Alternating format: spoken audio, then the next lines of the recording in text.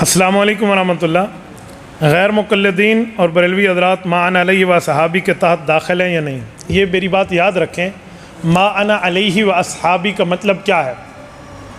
ما انا علیہ و اصحابی کیا مطلب؟ ما انا علیہ دین مجھ سے پوچھو، و اصحابی اس کا مطلب صحابہ سے پوچھو۔ اگر جو بندہ جس عقیدے پر دین نبی سے لے، تشریح نبی کے صحابی سے لے، وہ اس میں داخل ہے، وہ کوئی بھی ہو، لیکن جن کا نام آپ نے لیا ہے ان کا کوئی نام اس معاملے میں شامل نہیں ہے۔ جو آپ کے پیچھے پینافلیکس لگی ہوئی ہے اس کے اوپر آپ بیان کر رہے ہیں اور پیٹ کر کے کر رہے ہیں، تو عام انسان کیا کرے گا؟ جو اشتہار چھپوائے ہیں وہ نالیوں میں بھی جاتے ہیں، تو اس کا کیا حل ہے؟ یہ نالیوں میں گرنے سے بچے تو یہ غلط نکلتا ہے فلاں۔ میری دوستو، جو قرآن کریم کو کمر کرنا منع ہے نا، اس سے مراد ہے منہ پھیر کے چلے جانا، انکار کرنا، ورنہ کمر کا یہ معنی نہیں ہے کہ یہ کمر کی ہوئی ہے۔ اگر یہ کمر غلط ہو نا تو کعبۃ اللہ میں بندہ یوں جائے اور یوں واپس ہو کہ اللہ کے گھر کو کمر نہ ہو، جیسے جاؤ ویسے الٹے پاؤں واپس آؤ، حالانکہ یوں جاتے ہیں اور واپس پہ پھر کے آتے ہیں ہم۔ تو پھر وہ کعبۃ اللہ کو کمر کیوں ہوئی ہے جس کو 1,24,000 انبیاء نے زیارت کی آگے؟ کمر کا یہ معنی نہیں ہے۔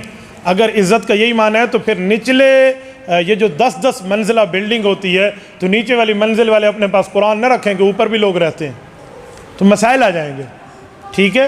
تو اس کے لیے بڑا فرق ہوتا ہے۔ باقی پیچھے قرآن کریم کی آیت لگی ہوئی ہے تو برکت کے لیے لگی ہوئی ہے، یہ نہیں ہے کہ اس طرف کمر کریں اس طرف کمر نہ کریں۔ یہ تو وہی حال ہے، ایک آدمی قبلے کی طرف منہ کر کے پیشاب کر رہا تھا، کسی نے کہا قبلے کی طرف نہیں کرتے، حدیث سنا دی، اس نے کہا ٹھیک ہے، انہوں نے کمر کر لی، انہوں نے کہا جی قبلے کی طرف کمر نہیں کرتے، حدیث ہے، یہ تو ٹھیک ہو گیا۔ اب اس نے دوسری طرف منہ کیا تو اس نے کہا جی ادھر پرانا قبلہ تھا بیت المقدس، شمال کی طرف منہ نہ کرو، اس نے کمر کر لی، ادھر منہ کیا تو اس نے کہا ادھر حضرت شیخ عبد القادر جیلانی رحمۃ اللہ علیہ کا روضہ ہے مبارک ہے، ادھر بھی منہ نہ کرو۔ اس نے کہا مینوں دس میں کنتے منہ کر کے موترا، میرا تے موترا آ گیا، مینوں میں منہ کنتے کرنے، مینوں اے تے دس نا۔ تو ہمارے والا کا حال خراب ہو گیا ہے، وہ سمجھتے ہیں کیا سے کیا۔ اگلی بات، اشتہار چھپواتے ہیں، نالی میں جاتے ہیں، غلط کرتے ہیں، جو چھاپتے ہیں بھی غلط کرتے ہیں، جو نالی میں پھینکتے ہیں بھی غلط کرتے ہیں۔ میں اس کا کبھی حامی نہیں ہوں، تو جو بات غلط ہے اس کو غلط کہنا چاہیے۔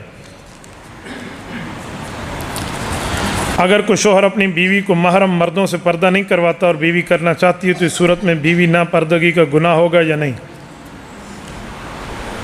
آپ نے اب مسائل والے سوال شروع کیے ہیں تو پھر ہضم بھی کرنا میرے جواب کو۔ یہ خاوند نہیں ہے، دیوس ہے، خاوند نہیں ہے، بے غیرت ہے، جس کو اپنی بیوی کی شریعت کے پردے کا بھی لحاظ نہیں ہے۔ اور میرا سلام ہے میری اس بہن کو جو پردہ کرنا چاہتی ہے، وہ چاہے تو اس خاوند سے جدائی اختیار کر سکتی ہے، اسلامی عدالت ہو تو وہ جدائی لے گی، اس سے بیاہ کر کے اس کے ماں باپ نے دی ہے، محلے والوں کو بیاہ کر کے نہیں دی۔ اس دیوس کو حیا کرنا چاہیے، اور پھر بھی یہ اپنی بیوی کو مجبور کرتا ہے تو اس کے پاس گنجائش موجود ہے، چاہے تو علیحدگی اختیار کر لے، نہ اگر نہیں علیحدگی اختیار کرتی تو جتنا گناہ سے بچنے کا اہتمام کر سکتی ہے اتنا ضرور کرے۔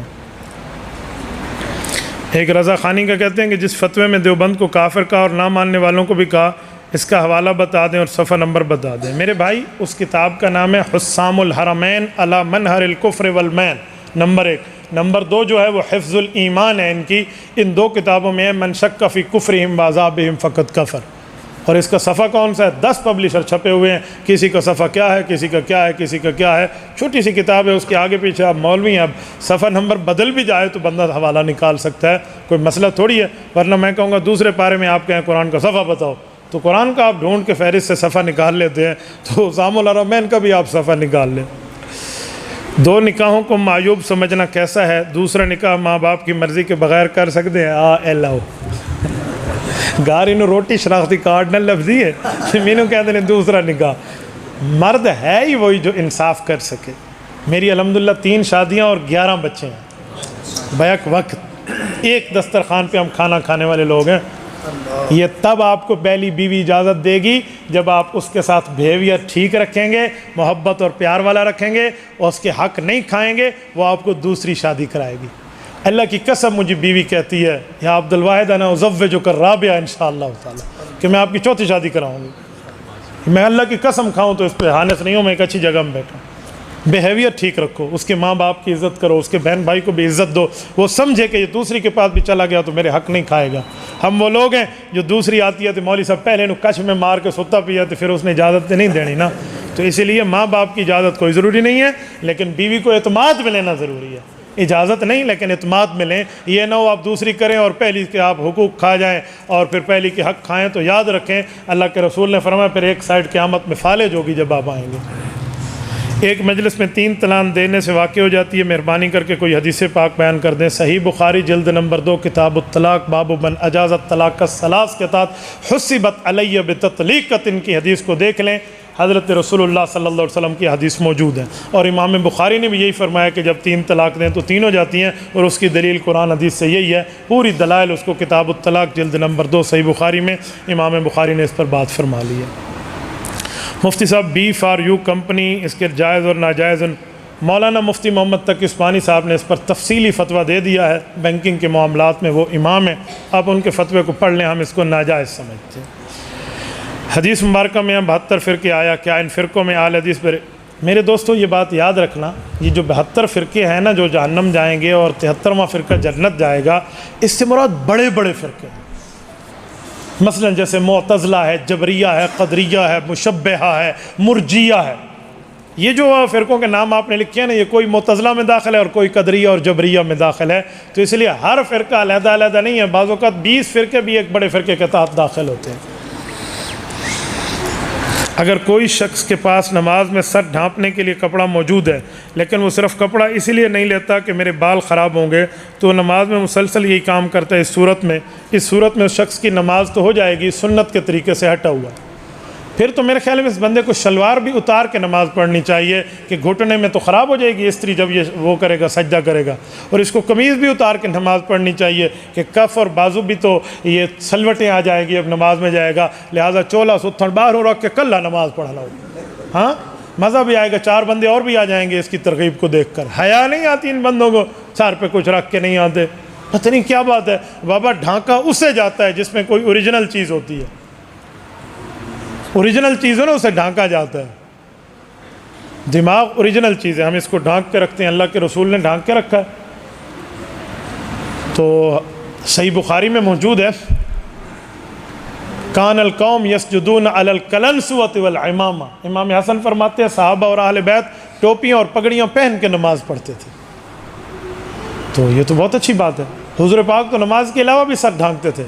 دخل رسول اللہ صلی اللہ علیہ وسلم مکہ وعلیہ امامۃ السوداء، فتح مکہ صحیح بخاری کتاب المغازی جلد نمبر 2 میں موجود ہے کہ اللہ کے رسول مکہ مکرمہ میں جب آئے تو سفر میں بھی کالی پگڑی سر پر سے بتن فرمائی ہوئی تھی، تو سفر میں بھی اللہ کے رسول صلی اللہ علیہ وسلم سر کو ڈھانکتے تھے، لہٰذا سر کو ڈھانک کے نماز پڑھنا یہ افضل طریقہ ہے، بہت افضل طریقہ۔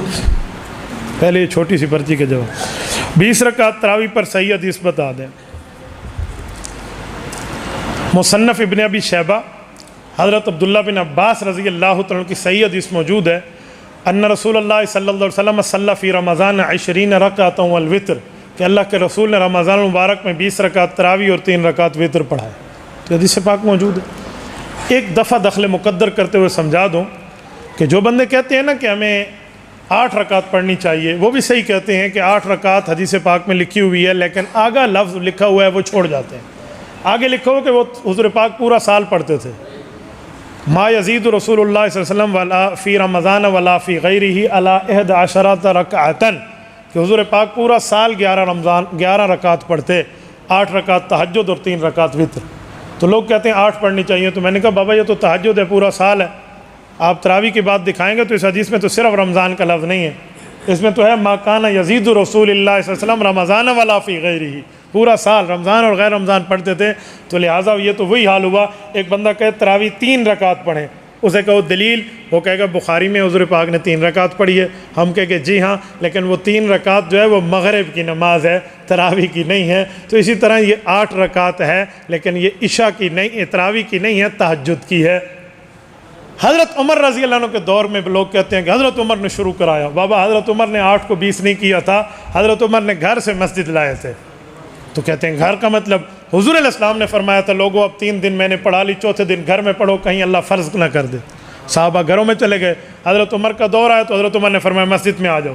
صحابہ نے کہا حضور نے گھر میں بھیجا تھا، اے عمر آپ مسجد کیوں بلاتے ہیں؟ تو حضرت عمر نے فاروق نے فرمایا جب حضور نے مسجد بھیجا تھا تو ایک لفظ بھی فرمایا تھا، مسجد سے بھیجا تھا تو ایک لفظ بھی فرمایا تھا کہ کہیں وہی آئے اور فرض نہ ہو جائے۔ کہا جی ہاں۔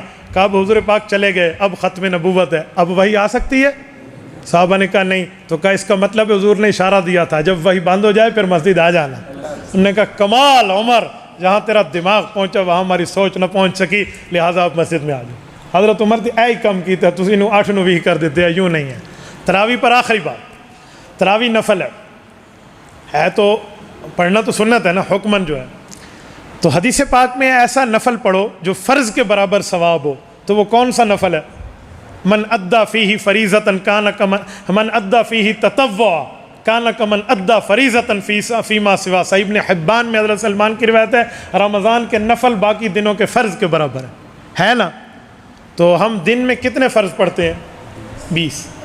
فرضوں میں کمی آئے تو اللہ نفلوں سے پوری کرے گا قیامت میں۔ تو ایک دن میں 20 فرض پڑھتے ہیں، لہٰذا ہمیں 20 رکعت تراویح پڑھنی چاہیے تاکہ اس کی کمی بھی اس سے پوری ہو جائے۔ آپ کہیں گے 20 فرض کیسے ہیں؟ ذرا گنتے ہیں۔ صبح کے کتنے فرض ہیں؟ ظہر کے 2 اور 4، عصر کے کتنے ہیں؟ 6 اور 4، مغرب کے کتنے ہیں؟ 10 اور 3، عشاء کے کتنے ہیں؟ 13 اور 4 17۔ یہ جو وتر ہیں یہ حکماً واجب ہے، عملاً فرض ہیں، تو 17 اور 3 20 فرض پڑھتے ہیں، لہٰذا ان 20 میں کمی آئی تو ہمیں 20 نوافل کی ضرورت ہے جو تراویح کے ساتھ پوری ہو جائے گی۔ تو لہٰذا ہمیں اگر 8 فرض پڑھنے ہوتے دن میں تو 8 تراویح پڑھتے، 20 فرض پڑھنے ہوتے ہیں تو ہم 20 تراویح پڑھتے ہیں۔ ہماری جماعت والے کہتے ہیں کامیابی پورے دین پر چلنے میں ہے، ادھورے دین پر چلنے میں نہیں ہے، لہٰذا پورے دین پر چلیں گے اور پوری رکعتیں پڑھیں گے۔ طلاق شدہ عورت سے شادی کرنا مگر ماں باپ راضی نہیں، اس صورت میں عورت سے شادی کر سکتا ہوں یا نہیں؟ پہلی شادی کر رہے ہیں تو ماں باپ کی مرضی سے کریں، دوسری کر رہے ہیں تو طلاق یافتہ سے کریں۔ آپ کو ماں باپ کی اجازت کی ضرورت نہیں ہے، لیکن ماں باپ کا حق نہ کھانا، وصاحبہما فی الدنیا معروفہ، دنیا میں ان کے ساتھ اچھائی کرتے رہنا۔ کوئی عالم ہے نا، کوئی مولانا ہے، وہ سوال کر سکتے ہیں، میں عوام کو سوال کی اجازت نہیں دیتا رہتا کیونکہ علماء کنونشن ہے، تو جو عالم ہے وہ پوچھ سکتے ہیں۔ پوچھیے۔ یہ آپ نے اپنے بیان میں فرمایا کہ اللہ کے نبی صلی اللہ علیہ وسلم نے ارشاد فرمایا کہ دشمن کے مقابلے کی تمنا نہ کرو، بس اور جی صحابہ دشمن کے مقابلے میں جنگ میں آنے کی تمنا نہ کرو، اس کی دعا نہ کرو۔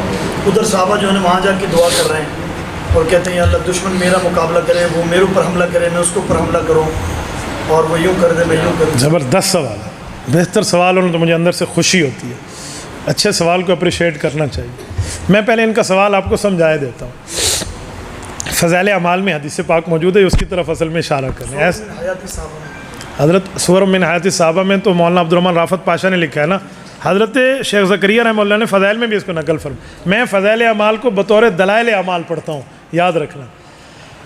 یہ جو دعا ہے نا کہ صحابی دعا کر رہا ہے جنگ احد پر، غالباً حضرت عبداللہ بن جہش ہے اور اس طرح ایک اور صحابی سعد رضی اللہ، یہ جو دعا کر رہے ہیں نا یہ اس وقت کر رہے ہیں جب جنگ شروع ہو چکی ہے اور صبح مقابلہ ہونے میدان جنگ میں بیٹھے ہیں، یہ مدینہ میں بیٹھ کے دعا نہیں کر رہے۔ تو یہ جو منع ہے نا کہ دعا نہ کرو، وہ یہ ہے گھر میں بیٹھ کے یہ نہ کہو اللہ جنگ کرا دے، اللہ ایک دفعہ جنگ کرا دے، ایک دفعہ جہاد دلا دے، یہ منع ہے۔ ہاں جب جنگ میں پہنچ جاؤ پھر کہنا اللہ اب بڑے سے بڑا مقابل دے دے، اللہ اب ان کو میں سبق سکھاؤں کہ آئے کیسے ہیں۔ یہ اس وقت صحابی دعا کر رہا ہے جب مکہ مکرمہ سے 500 کلومیٹر سفر کر کے کفار کا لشکر مدینہ پہنچنے والا ہے، یہ اس وقت کر رہا ہے۔ اب تو جنگ آ چکی ہے تو فثبتوا پہ عمل کر رہے ہیں اور ثابت قدمی دکھا رہے ہیں، تو پہلے کی تمنا نہیں ہے۔ اس کی مثال مناظرے میں فٹ کر لیں کہ پہلے مانگے نہیں اور جب سامنے آ کے بیٹھ جائے تو اللہ ان کا تگڑا مولوی سامنے لانا جس کو جواب دوں سب کو ہو جائے، تو پھر یہ مانگ سکتا ہے بندہ۔ دوسری گزارش یہ ہے کہ پہلے بھی میں نے سنا ہے کہ آپ کے جو حلقہ احباب کے لوگ ہیں وہ آپ سے یہ عرض کرتے ہیں کہ بھئی مرزا انجینئر کے متعلق آپ گفتگو نہ کریں، چھوڑیں، لیکن ہم یہاں کے باشندے، یہاں کے رہنے والے ہیں، یہ ہم ضروری سمجھتے ہیں، تھوڑی سی وضاحت ضرور فرما دیں۔ مجھے کوئی نہیں منع کرتا انجینئر کے خلاف۔ فرمایا کہ میں نے آپ کو سنا ہے کہ بھئی آپ کے حلقہ احباب کے لوگ کہتے ہیں کہ اس کے تو گفتگو کے قابل ہی نہیں۔ وہ لوگ وہ کہتے ہیں جو کہتے ہیں کہ حضرت اس کو اپنا مقابل ہی نہ سمجھو، تو میں نے انہیں مقابل سمجھا کہ وہ لوگ کہتے ہیں حضرت چھڈو انہوں انتے ٹائم ضائع نہ کرو۔ یوں نہیں ہے کہ مجھے اکابر منع کرتے ہیں، وہ چند احباب یوں کہتے ہیں کہ اس پر بات نہ کریں، تو میں انہیں سمجھاتا ہوں کہ میں ان کو مقابل سمجھ کے نہیں کر رہا، بلکہ شیطان بھی تو اللہ کے مقابلے میں کوئی نہیں ہے، تو فیضا قرأت القرآن فاستعذ باللہ کا حکم اللہ نے دیا ہے، تو فتنے سے بچانے کے لیے میں کرتا ہوں۔ باقی جب انجینئر کے خلاف ہمارے کلپ آئے ہیں تو ان کے لڑکوں نے مجھ سے رابطے کیے ہیں کہ انجینئر صاحب کہتے ہیں مفتی صاحب کو کہو بہت دلائل والا آدمی ہے، ہمارے خلاف کیوں پڑ گیا ہے؟ تو میں نے کہا پھر وہی دلیل ہے تمہارے خلاف چل رہی ہیں، تم نے جھوٹ بولا حضرت تھانوی کے نام پہ کہ اپنے نام کا کلمہ پڑھایا، آؤ میدان میں ثابت کر دو، ہم سے بات کرو۔ میں حیران ہوں مرزا میرے چیلنج کو قبول نہیں کر رہا، پتہ نہیں کیا بات، ادھر ادھر کے چیلنج کو فلاں آ جائے جی فلاں آ جائے، جس کا کام ہے یہ اس کو کیوں نہیں کہتے؟ جن کا کام ہے انہوں آنکھو نا، ایک دفعہ مجھے کہے نا، یقین مانے میں تو کوئی صدقہ دے کر اللہ کے راستے میں جاؤں گا کہ یار یہ دو دو ہاتھ کرنے کیسے ہیں، لیکن میں تمنا کرنے کا عادی نہیں ہوں، تو اس لیے اگر کہے گا تو پھر ہم انشاءاللہ آپ کو مایوس بھی نہیں کریں گے۔ حضرت کالا لباس بالکل جائز ہے، محرم میں نہ پہنے تاکہ مشابہت نہ ہو، عام دنوں میں پہننا جائز ہے۔ کتاب الخراج کے مقدمے میں امام یعقوب بن ابراہیم قاضی ابو یوسف فرماتے ہیں کہ حناف کے قضات کا میں نے کالا لباس رکھا ہے۔ قائد اعظم محمد علی جناح نے جب علامہ شبیر احمد عثمانی رحمہ اللہ سے مشورہ کیا تھا اور پاکستان کی قومی لباس کو معرض وجود میں لانا تھا تو کالی شیروانی حضرت شبیر احمد عثمانی نے طے کی تھی، تو لہٰذا یہ جائز ہے، لیکن ان دنوں میں نہ پہنے جب اہل زندقہ سے آپ کی مشابہت لازم ہے، ورنہ جائز ہے۔